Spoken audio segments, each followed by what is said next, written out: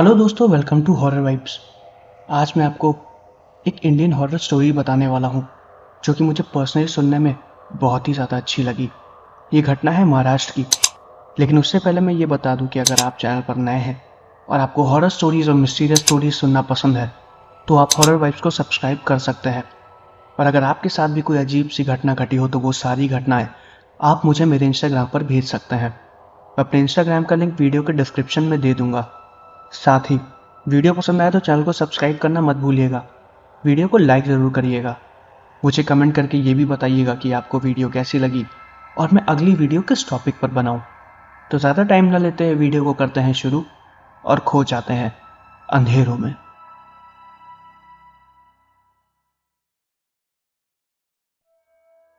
इस घटना को मुझे अमित जी ने भेजा है। अमित जी ने इस घटना को मुझे महाराज से भेजा है। ये घटना उनके नाना जी के गांव में घटी थी जिसका नाम संभा था। और ये घटना 1980 के करीब की है। ये घटना उनके नाना जी ने उन्हें बताई थी और बहुत ही ज़्यादा अजीब थी। उनके नाना जी की उम्र करीब 17 या 18 वर्ष की थी जब यह घटना घटी थी। उन्होंने अपने नाना जी का नाम हरि प्रसाद बताया था। तो अब आगे की घटना मैं आपको उन्हीं के नाना जी हरि प्रसाद जी के पॉइंट ऑफ व्यू से ही बताऊंगा।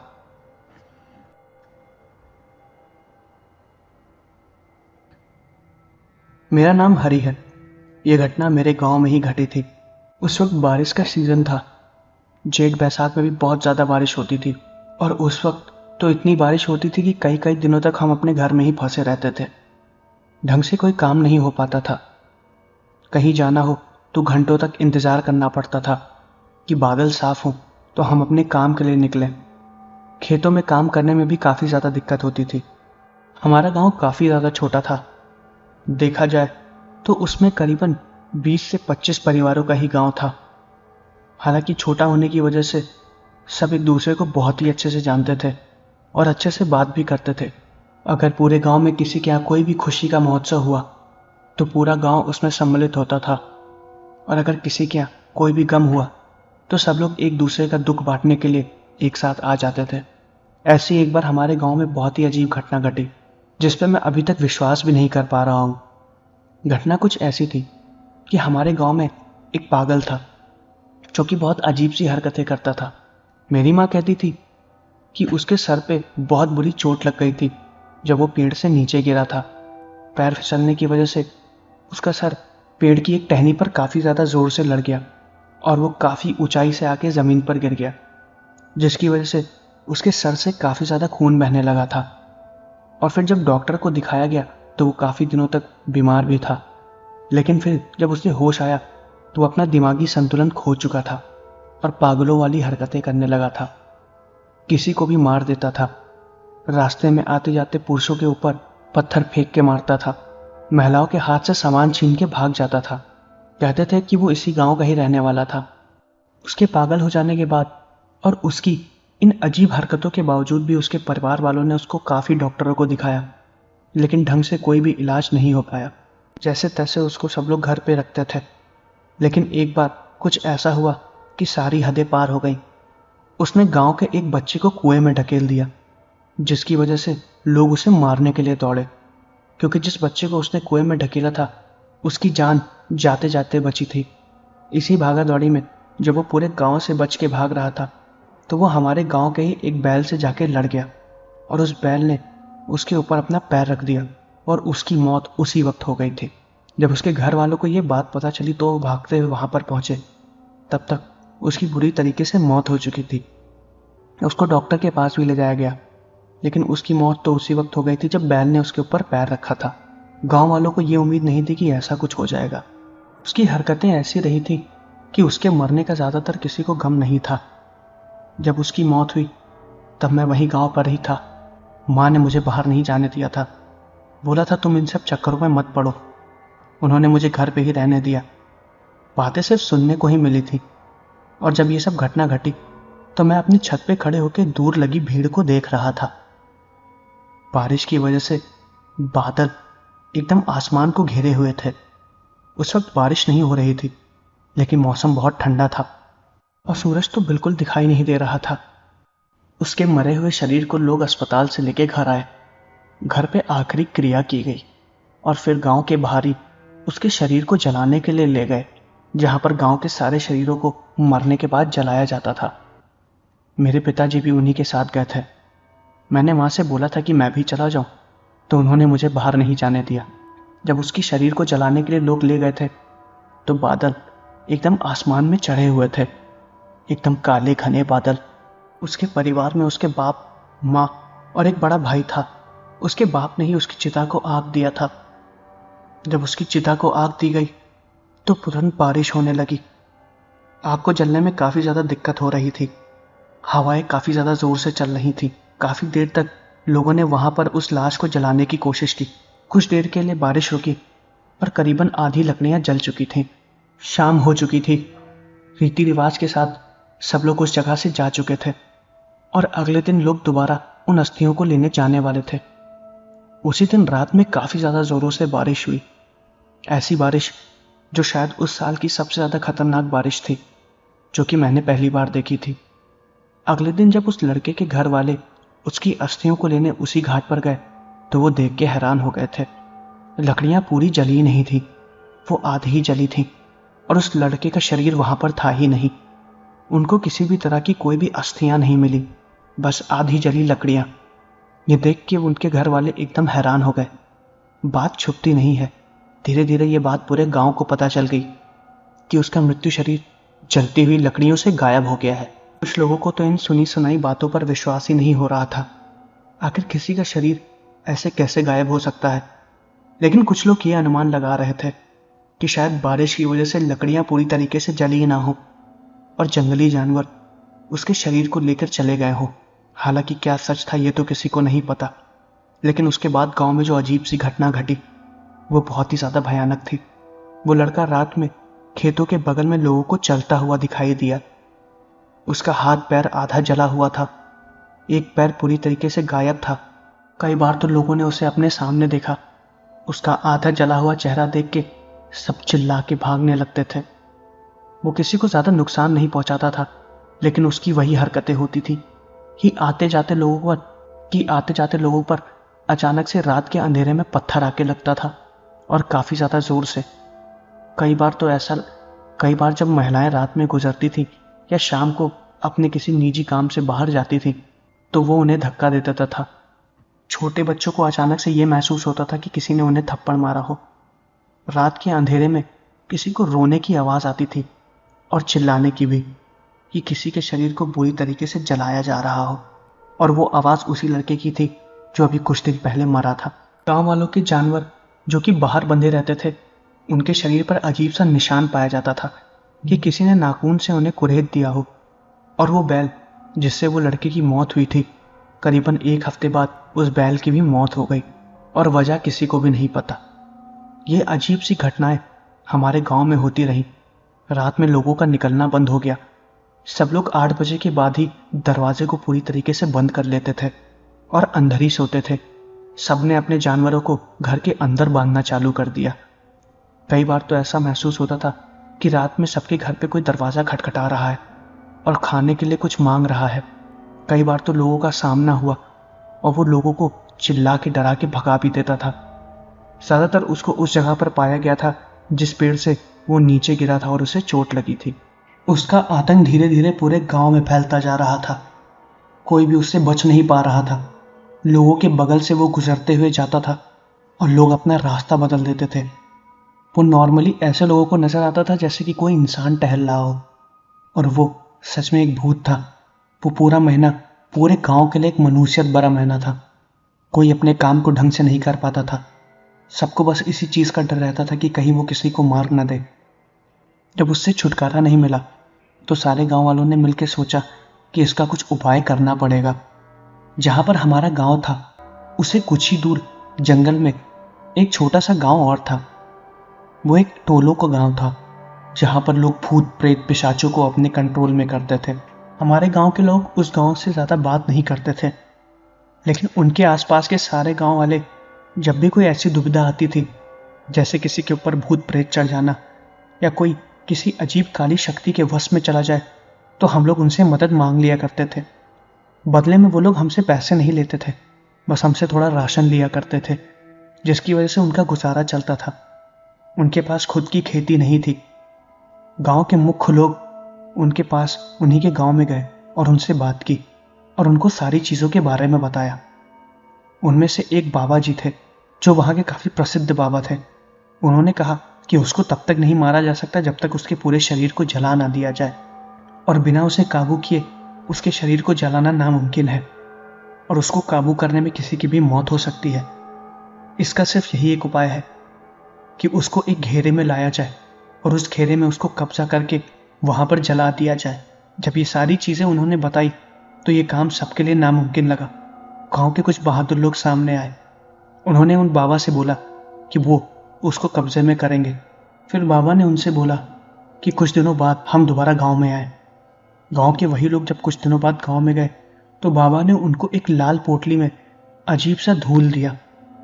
दरअसल वो कोई राख थी जो किसी तंत्र विद्या से या मंत्र से बांधी गई थी या बनाई गई थी। बाबा ने बोला कि जहां पर उसको देखा जाता है या जहां पर वो ज़्यादातर पाया जाता है, वहां पर इस राख से एक घेरा बना दो और उसके उस घेरे में आने का इंतजार करो। जैसे ही वो उस घेरे के अंदर आएगा, तुम एक मंत्र पढ़ना जो कि उन्होंने ही बताया था, और वो मंत्र काफ़ी ज़्यादा ज़ोर से पढ़ना कि उसके कान में पड़े। जैसे ही वो मंत्र उसके कान में पड़ेगा, वो उस घेरे में अपने आप बंध जाएगा। उसके उस घेरे में बंधने के बाद लकड़ियाँ डाल के उसके ऊपर उसको जला देना। उसके बाद उसकी आत्मा को शांति मिल जाएगी और उसका पूरा शरीर दोबारा वैसे ही जल जाएगा जैसे उसको पहली बार जलाया गया था। जब बाबा ने ये बात बताई तो ये काफ़ी ज़्यादा कठिन लगा सबको। गांव वालों ने बोला कि बाबा अपने गांव से कुछ लोगों को भेज दें ताकि इस विधि को पूरा किया जा सके, लेकिन उन्होंने मना किया। उन्होंने कहा कि तुम्ही लोग के कारण वो मरा है, इसलिए तुम्ही लोग इस विधि को पूरा करोगे। पूरे गांव को फिर बाबा ने अपने तंत्र से बांधा और फिर उस रात का इंतजार करने लगे जब वो घेरे में आए। गांव वालों ने आपस में बातचीत करके ये पता लगाया कि वो ज़्यादातर उसी पेड़ के पास रहता था जहां से वो नीचे गिरा था। दिन के वक्त उसी पेड़ के पास गांव वालों ने जाके एक बड़ा सा घेरा बना दिया और शाम के वक्त खेतों में छुप के उसके आने का इंतजार करने लगे। ये सारी बातें मुझे मेरे पिताजी ने बताई थी और ये सारी बातें पूरे गांव में फैली हुई थी। पता नहीं क्या हुआ, मुझे भी उसे देखने का बहुत जुनून था। उस रात को मैं माता पिता को बिना बताए घर से निकल गया और उसी पेड़ के पास जाने लगा जहां पर यह विधि होने वाली थी। मुझे उस विधि को देखना था और पहली बार मैं ये सब चीज़ें देख रहा था। गांव वालों के साथ मैं भी खेतों में ही छुपा हुआ था। मेरे घर वालों को इस बारे में नहीं पता था और मैं अपने साथ अपने किसी भी दोस्त को लेकर नहीं गया हुआ था। ये मेरी सबसे बड़ी गलती थी। खेत के जिस हिस्से में मैं छुपा हुआ था वो थोड़ा घना एरिया था। दरअसल वो पेड़ चारों ओर से खेतों से घिरा हुआ था। दिन के वक्त बच्चे वहीं पर ही खेला करते थे, लेकिन जब से उसकी मौत हुई है इस पेड़ के पास कोई भी नहीं जाता है। मैं वहीं पर ही घने खेतों के पीछे छुपा हुआ था और रात में सब लोग उसके आने का इंतजार करने लगे। बहुत शांति थी, हवा चल रही थी, बादल गरज रहे थे लेकिन बारिश नहीं हो रही थी। शायद बारिश के आसार थे, लेकिन हम लोग यही मना रहे थे कि आज बारिश ना हो, वरना उसे पकड़ने का यह आखिरी मौका भी चला जाएगा। गांव वालों ने पेड़ के चारों तरफ जो घेरा बनाया हुआ था वो भी साफ साफ दिखाई दे रहा था। तभी अचानक से हमें किसी के चिल्लाने की आवाज़ आई और वो चिल्लाने की आवाज़ उसी की थी। वो भागते हुए पेड़ों की तरफ आ रहा था और हम सब ने उसे भागते हुए देखा। वो जैसे ही भागते हुए पेड़ की तरफ गया, उसकी नज़र मुझ पे पड़ गई और पता नहीं कैसे उस घेरे के अंदर जाने से पहले उसने मुझे देख लिया और वो फिर मेरी तरफ आने लगा। डर की वजह से मैं चिल्ला के भागने लगा और उसने सच में मेरा पीछा किया। मैं खेत में चारों ओर भाग रहा था। खेतों में जो बाकी के लोग छुपे हुए थे वो भी मेरे पीछे भागे और उन्होंने मुझसे यह भी बोला कि मैं पेड़ की तरफ भागूं। मैं पेड़ की तरफ भागा भी और पेड़ की तरफ भागते हुए मैं उसी पेड़ के पीछे छुप गया और गांव वालों ने उस मंत्र को 3 बार पढ़ा जो कि उन बाबा ने बताया था। मेरी किस्मत अच्छी थी। उस मंत्र के बोलने के बाद मैं तो उस घेरे से बाहर निकल गया, लेकिन वो उसी घेरे के अंदर फंसा हुआ था। ज़्यादा समय ना बर्बाद करते हुए गांव के सारे लोगों ने जो कि वहां पर उपलब्ध थे, उन्होंने जलती हुई लकड़ियों को उसके ऊपर फेंक दिया और वो वहीं पर ही जलने लगा। हम लोग बस यही मना रहे थे कि बारिश ना हो, जैसे ही उसके ऊपर लकड़ियों को फेंकने लगे, वो काफ़ी ज़्यादा ज़ोर से चिल्लाने लगा और वो उसी घेरे के अंदर गोल गोल घूमने लगा। उसके माता पिता भी उस वक्त वहाँ पर मौजूद थे और उन्होंने भी इस विधि को देखा। वो काफ़ी ज़्यादा दर्द में चिल्ला रहे थे और अपने बेटे की इतनी भयानक मृत्यु की वजह से रो रहे थे, लेकिन कुछ भी नहीं किया जा सकता था। हमारी आंखों के सामने ही वो जल गया और जब तक वो जल के पूरी तरह से राख नहीं बन गया, पूरे गांव वाले वहीं पर ही मौजूद थे। जिस तरह से धीरे धीरे वो जलता गया, गांव वालों की हिम्मत और ज़्यादा मजबूत होती गई। करीबन 2 घंटे बाद वो धूल बन गया, राख पूरी तरीके से खत्म हो चुका था वो। हम लोग वहीं पर ही थे। भागते हुए मेरी माँ भी आई और मुझे पहले तो बहुत डांटा, फिर ज़बरदस्ती पकड़ते हुए घर लेकर चली गई।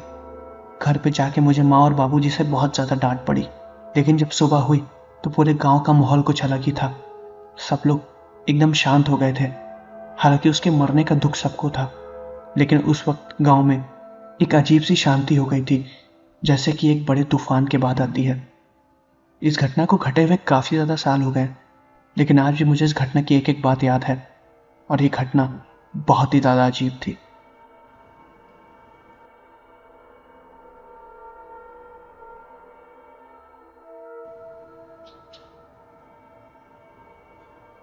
तो दोस्तों, ये थी पहली घटना। अब मैं आपको अपने एक व्यूअर अभिनव की भेजी गई एक दूसरी घटना बताने वाला हूँ, जो कि उनके घर में उनकी दादी के साथ घटी थी। अब आगे की घटना मैं आपको अभिनव के पॉइंट ऑफ व्यू से बताऊंगा।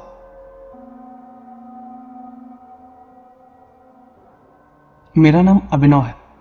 ये घटना सन 2006 की है। ठंडी का मौसम था, शायद नवंबर या दिसंबर था, मुझे ढंग से याद नहीं है। हम लोग जहाँ पर रहते थे वहाँ पर उस वक्त प्रॉपर वॉशरूम नहीं बना हुआ था, मतलब कि वो थोड़ा सा ख़राब था। हम लोग वॉशरूम के लिए बाहर जाया करते थे। मुझे आज भी साफ साफ याद है, उस वक्त दादी की तबीयत बहुत ज़्यादा ख़राब चल रही थी। उनको शायद फूड पॉइजनिंग हो गया था या फिर उन्होंने कुछ गलत खा लिया था, जिसकी वजह से उनके पेट में बहुत ज़्यादा दर्द हो रहा था, जिसकी वजह से उनको बार बार वॉशरूम जाना पड़ रहा था। उस रात काफ़ी ज़्यादा बारिश हो रही थी। घर में सब लोग सो रहे थे। दादी को दवाई देके माँ और बाबूजी दोनों लोग सो गए थे। उस रात मुझको नींद बिल्कुल भी नहीं आ रही थी। मैं जग रहा था और अपनी पढ़ाई कर रहा था। रात के करीबन 10 या 10:30 बजे तक लोग हमारे गांव में सो जाते हैं। 10:30 बजे के बाद तो ऐसा सन्नाटा हो जाता है जैसे दूर दूर तक सब कुछ वीरान पड़ा हो, अंधेरे में डूबा हुआ गांव। बस रात में कुत्तों की भौंकने की आवाज़ और रात के कीड़े मकोड़ों की आवाज़ ही आती है। उस वक्त दादी रात में उठी और घर में टहल रही थी। मैंने उनसे पूछा, दादी क्या हो गया है? दादी ने बोला कि मुझे कुछ ठीक नहीं लग रहा है, पेट में अजीब सा दर्द हो रहा है। मैंने उनसे कहा कि अगर बोलो तो मैं आपको दवाई दे दूं। उन्होंने कहा नहीं, बस मैं थोड़ा सा चल लूँगी, जिससे शायद मेरे पेट को आराम मिल जाएगा। शायद खाना ज़्यादा खा लिया है। बल्कि दादी ने कुछ खाया भी नहीं था, मात्र 1 से 1.5 रोटी खाई थी उन्होंने, वो भी उनको बहुत ही ज़्यादा लग रही थी।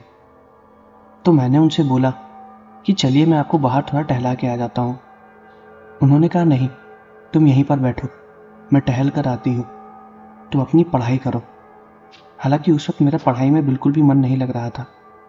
मैंने उनसे दोबारा बोला कि नहीं नहीं दादी, मैं चलता हूँ, मैं भी आपके साथ इसी बहाने घूम लूँगा। मैं दादी से ये बात ही कर रहा था और मैं ये सब बोल ही रहा था, इतनी देर में दादी बाहर निकल गई। मैंने उन्हें रोका, लेकिन ज़्यादा चिल्ला के नहीं रोक रहा था, वरना सब लोग जग जाते। मम्मी उठ गई थी और मुझे इस बात का पता नहीं चला था। वो तभी उठ गई थी जब मैं दादी से इसके बारे में बात कर रहा था। तभी मम्मी ने मुझसे बोला कि रात में अंधेरे में दादी को कुछ हो जाएगा, वो बेचारी वैसे ही ढंग से चल नहीं पाती है। तुम एक काम करो, उनके साथ चले जाओ, उनका हाथ पकड़ के थोड़ा बहुत टहला देना और फिर ले आना। बस ये याद रखना, ज़्यादा दूर तक मत जाना। रात के अंधेरे में दूर तक जाना सही नहीं रहता है। दादी अक्सर खेतों की तरफ टहलने निकल जाया करती हैं। मैंने कहा ठीक है।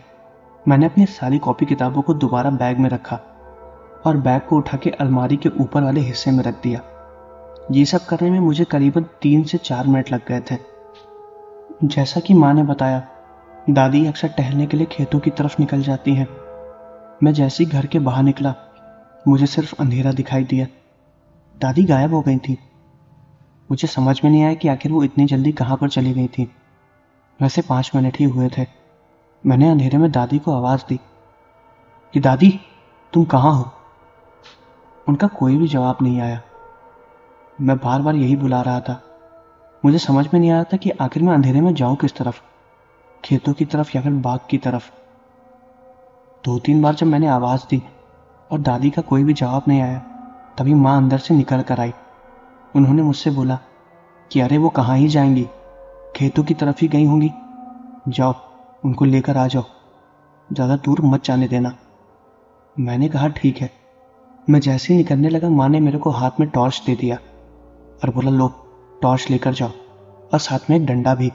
जंगली जानवर अक्सर रात में घूमा करते हैं और कुत्ते भी परेशान करते हैं, और दादी को लेकर आओ। मैंने कहा ठीक है। मुझे बिल्कुल भी डर नहीं लगा क्योंकि मेरा रोज का आना जाना था, लेकिन रात में मैं बहुत कम ही बाहर निकलता था। ज़्यादातर मैं रात में पढ़ाई किया करता था। मैं जल्दी से डंडा और टॉर्च को लेके खेतों की तरफ भागते हुए गया ताकि मैं दादी को लेकर घर आऊं। लेकिन 5 मिनट में वो कहाँ गायब हो गई थी, मुझे समझ में ही नहीं आया। दादी अक्सर सफ़ेद रंग की साड़ी पहना करती हैं और उनका वही एक कलर ही है जो वो परमानेंट पहनती हैं। दादी को मैं बहुत ढूंढा, लेकिन खेतों में वो नहीं मिली। बहुत ढूंढने के बाद जब मैं वापस वहाँ पे पहुँचा जहाँ पे दादी अक्सर जाया करती हैं, तो मैंने देखा कि वो वहाँ पर भी नहीं है। मुझे ऐसा लगा कि शायद ऐसा ना हो कि दादी रास्ता भूल गई हो या फिर कहीं और चली गई हो। मैं पूरे खेतों में दादी दादी चिल्लाते हुए आ रहा था। मेरी आवाज़ किसी ने भी नहीं सुनी और पूरे खेतों में मेरी आवाज़ ही घूम रही थी।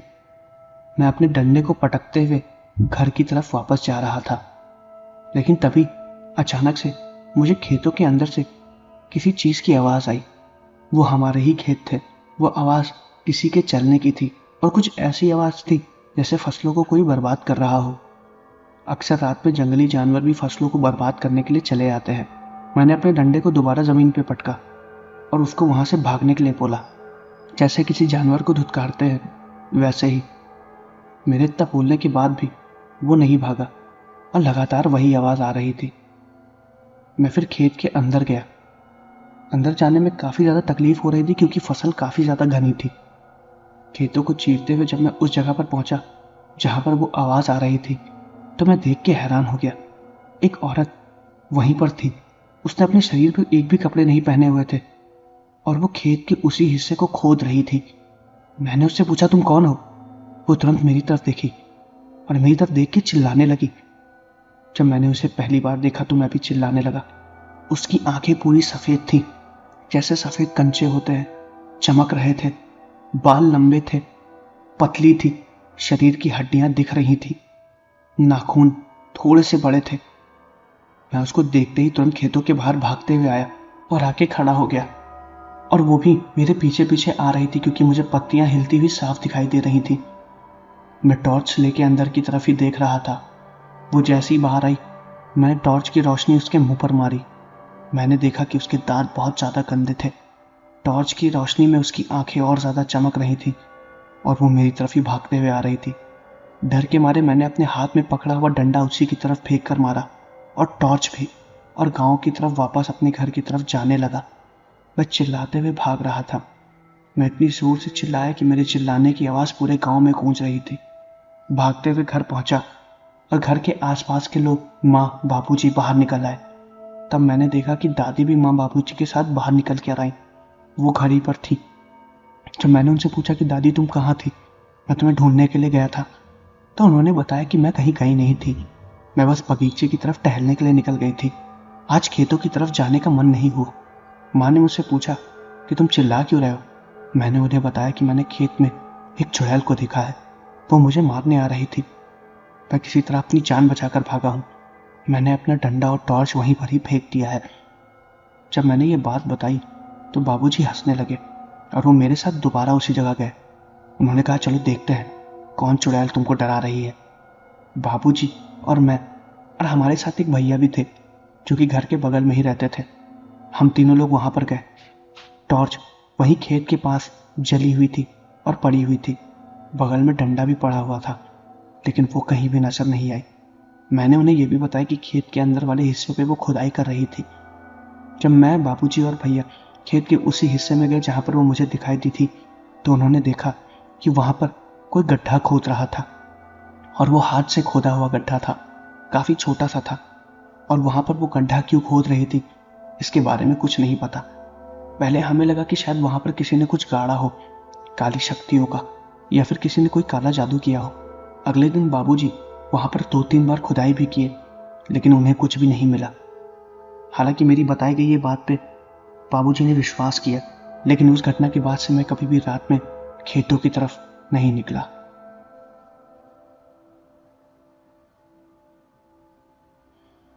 तो दोस्तों, ये थी दूसरी घटना। मैं आशा करता हूं कि आपको वीडियो पसंद आई होगी। अगर आपको वीडियो पसंद आई है तो चैनल को सब्सक्राइब जरूर करिएगा, वीडियो को लाइक जरूर करिएगा। मुझे कमेंट करके ये भी बताइएगा कि आपको वीडियो कैसी लगी और मैं अगली वीडियो किस टॉपिक पर बनाऊं। तो मिलते हैं अगले वीडियो में।